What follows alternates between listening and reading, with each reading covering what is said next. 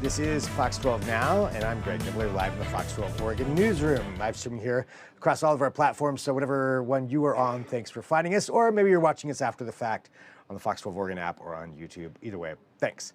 What we're talking about now is summer, and even better, free things during the summer, which is always great, no matter what time of year it is. But the summer free-for-all is something from the Portland Parks and Recreation Department, and this is really all these different events and ways that you can take advantage of just the great things that you can do around the city of Portland during these months. So whether you're a kid or you're adult, it doesn't really matter. There's something for everybody. We're going to talk about all that right now. We've got Jarrell Hosley joining us from Portland Parks, and thank you very much for being here to talk about all of this and go through these events. And Jarrell, I think to start off, would you mind just telling us a little bit about yourself and your role there, and then maybe giving someone the big idea here of what Summer Free for All is?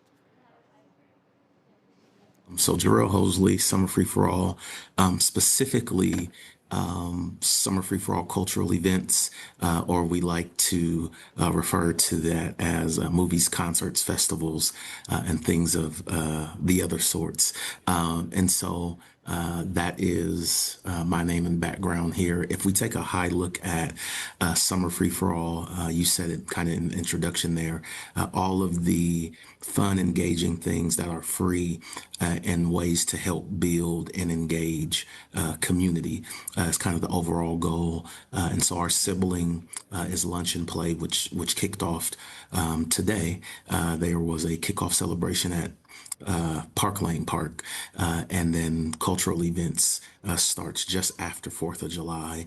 Our first movie shows the 10th of July, and then we pick up pace from there. So nice. Talking about that, that concept there of summer free for all, how important is it to have things like this to bring the community together and bring people into all of these, great opportunities that exist within the parks for the city of Portland? I would say it's paramount or imperative from my seat here. I'm born and bred Portland native, and so I think it's a part of our culture.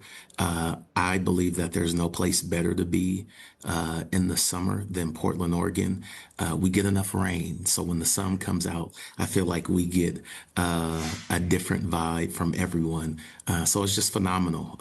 It's phenomenal to be able to, again, to be able to be outdoors, to be in our parks, which are some of the most beautiful parks really in the nation. I've seen a lot, so beautiful in the nation, and then just the way we engage and how we engage, the unlimited amount of partnerships with nonprofit organizations and community and school and all of those things.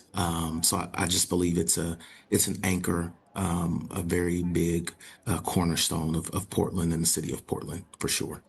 I think I totally get it, as far as getting outdoors there during these times, because we go through so much rain, during the rest of the year. It's like we've earned it. We deserve it. We deserve these 3 months. Absolutely. Yeah, exactly. We're going to get that good 3 months, and then mid-September, it's going to shift right back, Yep. So. Yep. So get out while you can. Right. Well, let's talk about some of these events or different things or whatever it may be, because I know it covers a whole wide range of stuff. Could you give us an overview of what kinds of events or things are included? Absolutely. So with cultural events, like I said, the kind of anchors are concerts and movies, which, everyone knows and loves. But we've evolved kind of post-pandemic to calling it cultural events. I believe that everything has a culture, right? If you go into a movie, whether it's in the theater or outside, there's a culture to it. You're going to want some popcorn. And that's one of the things that we offer, free popcorn, but you're going to want, who wants to watch a movie without popcorn, right?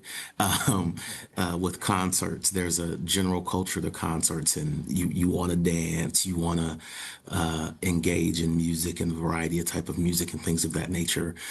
So those are definitely two anchors and cornerstones of the program.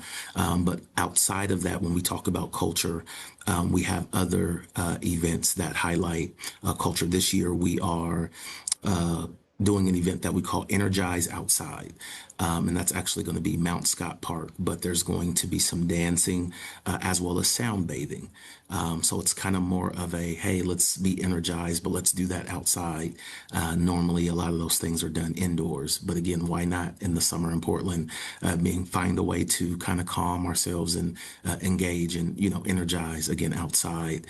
We also are partnering with culturally specific communities. So one event we're engaging with Somali Heritage Day, which is just kind of celebrating the stories of the Somalian community. And again, there's a host of others, even between the concerts as well as the movies. We're partnering with very culturally specific organizations and neighborhood associations and nonprofits to be able to do that, be able to empower and bring able to engage in community that way. One of the best parts that I love as well, we do our festivals. So we are kicking off with East Portland Summer Arts Festival. That's July 11th and July 12th. And we're going to celebrate a combination of Latin and soul music. Some of the two top performers in the Portland area will do that on Saturday. And then on Sunday, we have a tribute to Stevie Wonder from the Portland Cello Project.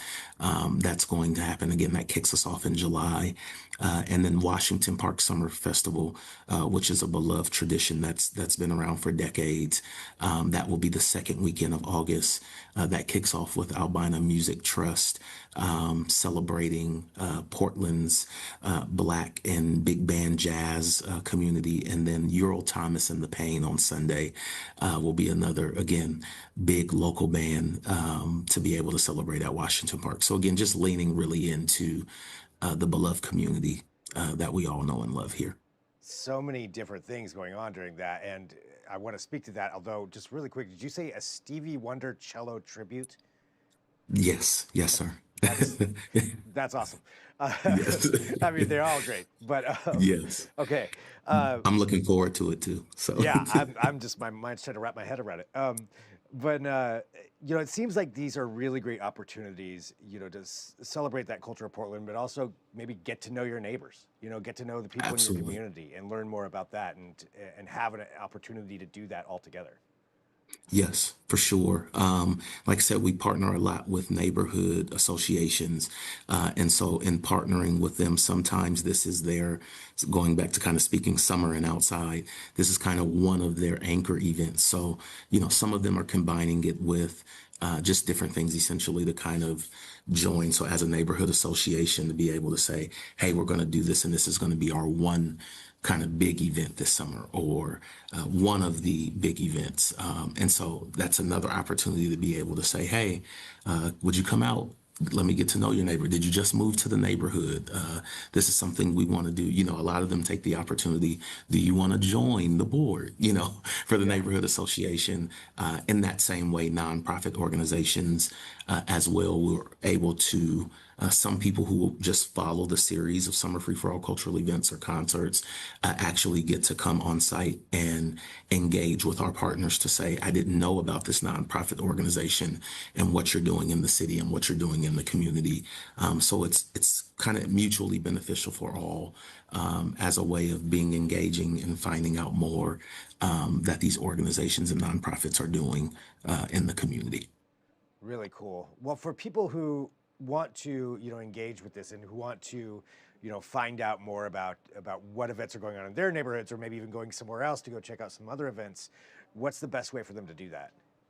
Absolutely. I would visit summerfreeforall.org, summerfreeforall.org, or if you Google Summer Free for All, and whether that's we have a whole hub that'll lead you to. So whether it's lunch and play or cultural events or whatnot, if you're a performer and you're looking to perform, we're booked obviously this summer, and you're wanting to perform next year or join our database. If you're a food vendor and you want to be a part, all of the things as far as engaging community, you just type in Summer Free for All, you'll find us, I promise.